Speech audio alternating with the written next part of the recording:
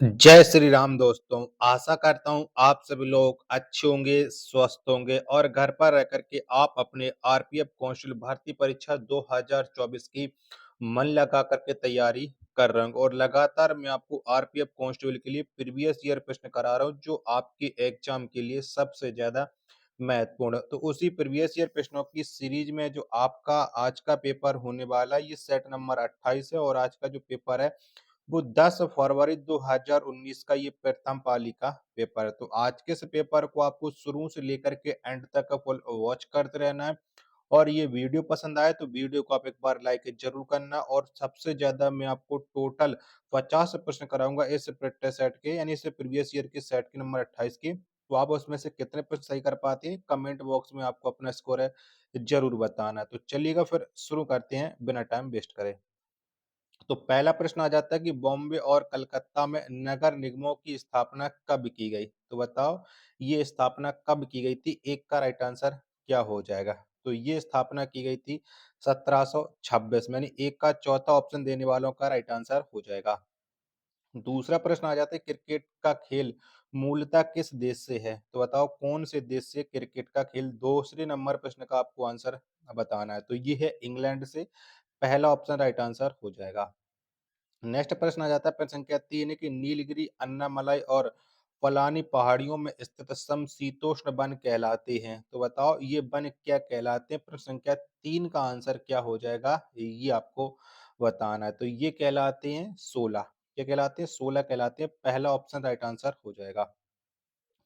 प्रश्न संख्या 4 है आपके सामने कि निम्न में से कौन सा तत्व कमरे के तापमान पर ठोस अवस्था में नहीं रहता है? तो बताओ वो कौन सा तत्व नहीं रहता है? प्रश्न संख्या 4 का आंसर क्या हो जाएगा? तो ये पारा नहीं रहता है। पहला ऑप्शन राइट आंसर हो जाएगा। अगला प्रश्न प्रश्न संख्या 5 है ग्लूकोज का रासायनिक सूत्र है। तो बताओ क्या है ग्लूकोज का रासायनिक सूत्र? पांचवें नंबर प्रश्न का राइट आंसर क्या हो जाएगा? तो C6H12O6 ये ग्लूकोज का रासायनिक सूत्र है। प्रश्न संख्या 5 का दूसरा ऑप्शन करेक्ट आंसर हो जाएगा। नेक्स्ट प्रश्न है प्रश्न संख्या 16 सॉरी छठवां है 1826 में कित्तूर में ब्रिटिश सरकार के विरुद्ध आंदोलन का नेतृत्व किसने किया? तो बताओ इस आंदोलन का नेतृत्व किसने किया था? प्रश्न संख्या 6 का राइट आंसर क्या हो जाएगा? चारों ऑप्शन आपकी स्क्रीन पर शो रहा है। तो ये नेतृत्व किया था रानी चन्नाम ने, यानी पहला ऑप्शन करेक्ट आंसर हो जाएगा। प्रश्न संख्या 7 आ जाता है कि समान तापमान वाले क्षेत्रों को जोड़ने वाली रेखा कहलाती है। तो बताओ ये रेखा क्या कहलाती है? 7वें नंबर प्रश्न का राइट आंसर क्या हो जाएगा?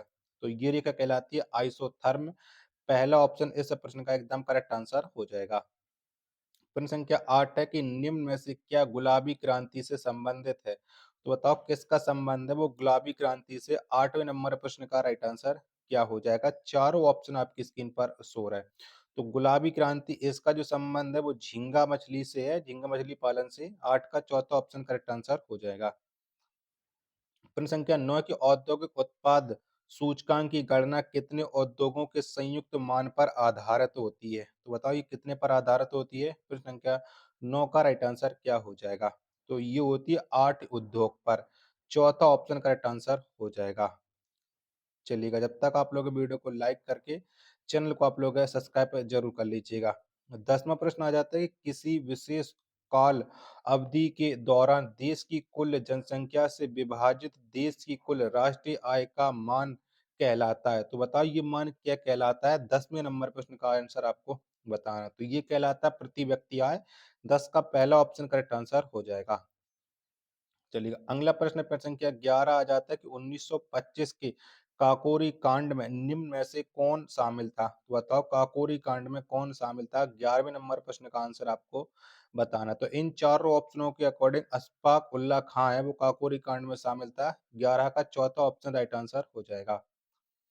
अगला प्रश्न प्रश्न संख्या 12 आ जाती है आधुनिक आवर्त सारणी में सोने का परमाणु क्रमांक क्या है? तो बताओ कितना है सोने का परमाणु क्रमांक? 12 का आंसर आपको बताना। तो ये 79 पहला ऑप्शन करेक्ट आंसर हो जाएगा।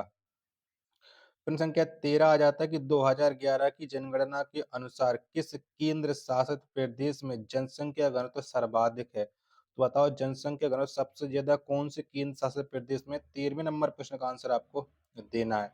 तो ये है दिल्ली में। पहला ऑप्शन करेक्ट आंसर हो जाएगा।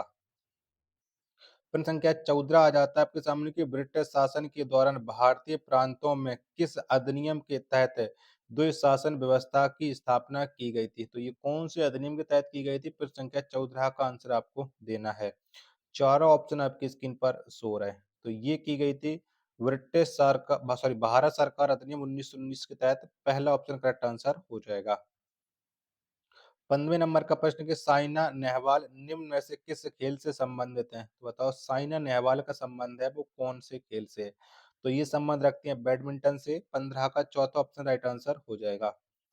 16वें नंबर का प्रश्न है कि भारतीय संविधान के निम्न में से किस अनुच्छेद का संबंध उच्चतम न्यायालय की अनुषंगिक शक्तियों से संबंधित है? तो इस कौन से अनुच्छेद से? प्रश्न संख्या 16 का आंसर आपको देना है। तो इसका जो संबंध है वो है अनुच्छेद 140 से। चौथा ऑप्शन राइट आंसर हो जाएगा। प्रश्न संख्या 17 आ जाता है आपके सामने कि आइसो हाइट किस विशेषताओं वाले क्षेत्र को दर्शाती है? तो बताइए कौन से क्षेत्र को दर्शाती है? प्रश्न संख्या 17 का राइट आंसर क्या हो जाएगा? तो ये दर्शाती है समान माध्य वार्षिक वर्षा को। तीसरा ऑप्शन 17 का राइट आंसर हो जाएगा।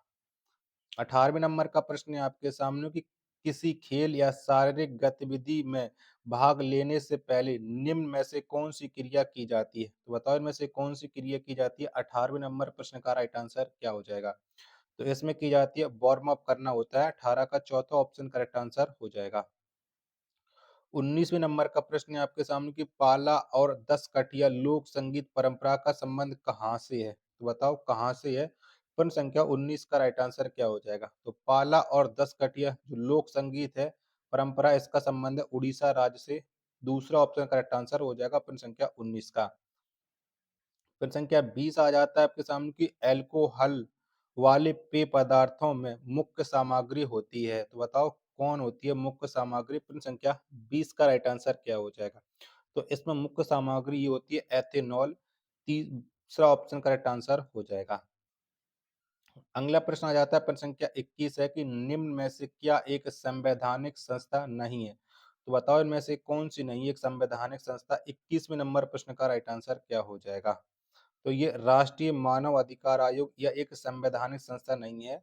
21 का चौथा ऑप्शन करेक्ट आंसर हो जाएगा। संवैधानिक संस्था वो नहीं होती जिनका कहीं संविधान में जिक्र भी ना हो। ठीक है। और जो जिस मतलब संविधान में जिन संस्थाओं का जिक्र होता है वो संवैधानिक संस्थाएं होती हैं। ये बात आपको याद रखना है।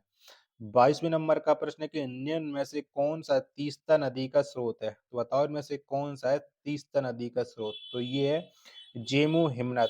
22 का दूसरा ऑप्शन करेक्ट आंसर हो जाएगा। चलिएगा अगला प्रश्न आ जाता है प्रश्न संख्या 23 है कि संसद के दोनों सदनों की संयुक्त बैठक की अध्यक्षता कौन करता है? बताओ किसके द्वारा ये संसद के दोनों सदनों की संयुक्त बैठक की अध्यक्षता की जाती है? प्रश्न संख्या 23 का राइट आंसर क्या हो जाएगा? तो ये अध्यक्षता की जाती है लोकसभा अध्यक्ष के द्वारा। 23 का दूसरा ऑप्शन करेक्ट आंसर हो जाएगा। प्रश्न संख्या 24 से आपके सामने की लाइपेज का कार्य होता है। बताओ क्या कार्य होता है लाइपेज का? 24वें नंबर प्रश्न का राइट आंसर क्या हो जाएगा? तो पाइसीकृत वसा को खंडित करना है, ये लाइपेज का कार्य होता है। 24 का दूसरा ऑप्शन एकदम इसका राइट आंसर हो जाएगा। 25वें नंबर का प्रश्न है कि निम्न में से क्या उष्णकटिबंधीय कठोर लकड़ी वाले वृक्ष का उदाहरण है? तो बताओ इनमें से कौन सा है? प्रश्न संख्या 25 का राइट आंसर क्या हो जाएगा? तो ये हो जाएगा महागोनी। 25 का चौथा ऑप्शन राइट आंसर हो जाएगा। प्रश्न संख्या 26 आ जाता है कि निम्न निम्न में से कौन एशिया महाद्वीप को उत्तरी अमेरिका से अलग करता है? तो बताओ कौन करता है? प्रश्न संख्या 26 का राइट आंसर क्या हो जाएगा? तो ये करता है बेरिंग जल संधि। 26 का पहला ऑप्शन करेक्ट आंसर हो जाएगा। अगला प्रश्न प्रश्न संख्या 27 से आपके सामने की नागार्जुनी गुफा किस राज्य में स्थित है? तो बताओ कौन से राज्य में स्थित है नागार्जुनी गुफा? तो ये स्थित है बिहार में। 27 का तीसरा ऑप्शन देने वालों का करेक्ट आंसर हो जाएगा। चलिएगा अगला प्रश्न प्रश्न संख्या 28 है कि सामान्य प्रकुंचन दाब होता है? तो बताओ कितना होता है? 28वें नंबर प्रश्न का राइट आंसर क्या हो जाएगा? तो ये होता है 120 mmHg। ये सामान्य प्रकुंचन दाब होता है। 28 का तीसरा ऑप्शन राइट आंसर हो जाएगा। 29वें नंबर का प्रश्न, खान अब्दुल गफ्फार खान किस नाम से लोकप्रिय थे? तो बताओ इसे किस नाम से जाना जाता था? खान अब्दुल गफ्फार खान को तो इन्हें सीमांत गांधी के नाम से जाना जाता था। 29 का पहला ऑप्शन राइट आंसर हो जाएगा। प्रश्न संख्या 30 है कि सेंधा नमक का अपवर्तनांक होता है, तो बताओ कितना होता है। तो सेंधा नमक का जो अपवर्तनांक होता है वो होता है 1.54। 30 का तीसरा ऑप्शन करेक्ट आंसर हो जाएगा। 31वें नंबर का प्रश्न आ जाता है कि भारतीय संविधान के अनुसार राज्यसभा सदस्यों की अधिकतम संख्या डॉट डॉट निर्धारित की गई है। तो कितनी निर्धारित की गई है राज्यसभा सदस्यों की संख्या? 31वें प्रश्न का आंसर आपको देना है। चारों ऑप्शन 31 की आपकी स्क्रीन पर है, वो शो हो रहा है। तो इनकी जो अधिकतम संख्या निर्धारित की गई है वो 250 की गई है। 31 का पहला ऑप्शन राइट आंसर हो जाएगा। प्रश्न संख्या 32 है आपके सामने कि अविनाशी राज्यों का अविनाशी संघ किस देश को कहा जाता है? तो बताओ ये कौन से देश को कहा जाता है? 32वें प्रश्न का राइट आंसर क्या हो जाएगा? तो ये कहा जाता है संयुक्त राज्य अमेरिका को। चौथा ऑप्शन करेक्ट आंसर हो जाएगा।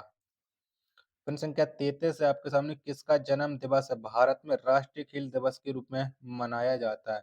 तो बताओ किसका जन्म दिवस मनाया जाता है? प्रश्न संख्या 33 का राइट आंसर क्या हो जाएगा? तो ये मेजर ध्यानचंद का मनाया जाता है। 33 का पहला ऑप्शन करेक्ट आंसर हो जाएगा। चलिएगा 34वें नंबर का प्रश्न आ जाता है आपके सामने कबड्डी की किसी टीम में स्थानापन्न खिलाड़ियों को छोड़कर कितने खिलाड़ी होते हैं? तो बताओ कितने खिलाड़ी होते हैं? प्रश्न संख्या 34 का राइट आंसर क्या हो जाएगा? तो इसमें 7 होते हैं। दूसरा ऑप्शन राइट आंसर हो जाएगा। प्रश्न संख्या 35 की विद्युत चालकता की एसआई मात्रक है, तो बताओ क्या होता है? तो विद्युत चालकता का जो एसआई मात्रक है ये होता है 2, और सॉरी सीमेंस होता है, जिससे ऑप्शन संख्या 2 इसका राइट आंसर हो जाएगा। 36वां नंबर का प्रश्न है कि पृथ्वी के किसी स्थान पर भौगोलिक मध्य रेखा और चुंबकीय मध्य रेखा की मध्य कोण कहलाता है? तो बताओ ये मध्य कोण क्या कहलाता है? 36वें नंबर का प्रश्न का राइट आंसर क्या हो जाएगा? तो ये कहलाता है दिक्पात कोण। दूसरा ऑप्शन राइट आंसर हो जाएगा। 37वें नंबर का प्रश्न है कि निम्न में से कौन सा राज्य भारतीय संघ का 17वां राज्य बना? बताओ कौन सा बना था 17वां राज्य भारत भारत का? तो ये था हरियाणा। 37 का पहला ऑप्शन करेक्ट आंसर हो जाएगा। प्रश्न संख्या 38 है आपके सामने किसी कार्य संपादन से पूर्व सदन में अपेक्षित सदस्यों की न्यूनतम संख्या किस शब्द द्वारा दर्शाई जाती है? तो बताओ ये किसके द्वारा दर्शाई जाती है? 38वें प्रश्न का राइट आंसर क्या हो जाएगा? तो ये गण पूर्ति के द्वारा दर्शाई जाती है। 38 का पहला ऑप्शन राइट आंसर हो जाएगा।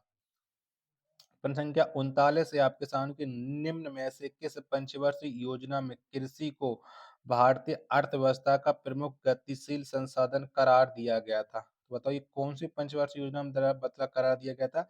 39 का राइट आंसर क्या हो जाएगा? तो इसका राइट आंसर हो जाएगा 10वीं योजना, 10वीं पंचवर्षीय योजना। पहला ऑप्शन करेक्ट आंसर हो जाएगा। चलिएगा अगला प्रश्न आ जाता है आपके सामने। प्रश्न संख्या 40 है। 19वीं शताब्दी में निम्न में से किस नेता ने पुनः सार्वजनिक सभा का आयोजन किया था? बताओ किसके द्वारा पुनः सार्वजनिक सभा का आयोजन किया गया था? 40वें प्रश्न का राइट आंसर क्या हो जाएगा? तो इसका आयोजन किया था महादेव गोविंद रानडे ने। 40 का तीसरा ऑप्शन करेक्ट आंसर हो जाएगा। प्रश्न संख्या 41 है आपके सामने कढ़ाई की कला मुकेश मूलतः किस राज्य से है? तो बताओ इसका संबंध है वो कौन से राज्य से? 41 का राइट आंसर क्या हो जाएगा? तो इसका संबंध है उत्तर प्रदेश से।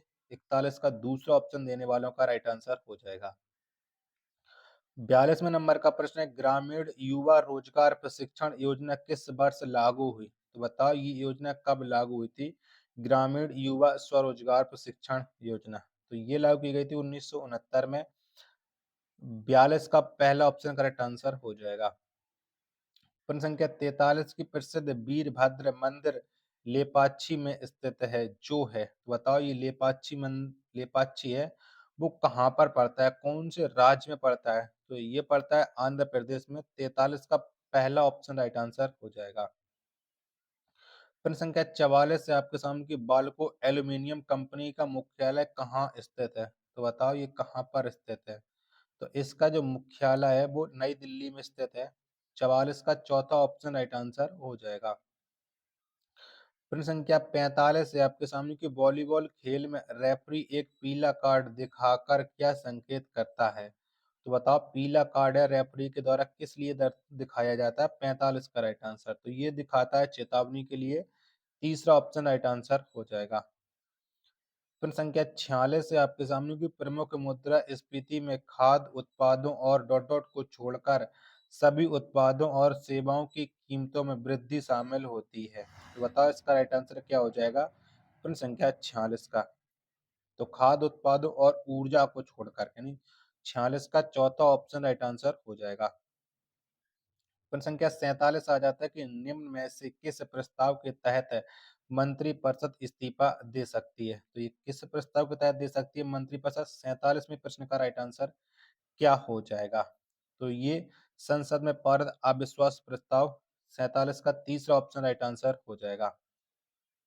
प्रश्न संख्या 48 आ जाता है कि राष्ट्रीय जांच एजेंसी भारत के निम्न में से किस मंत्रालय के अंतर्गत कार्य करती है? तो बताइए कौन से मंत्रालय के अंतर्गत कार्य करती है राष्ट्रीय जांच एजेंसी? 48वें प्रश्न का राइट आंसर क्या हो जाएगा?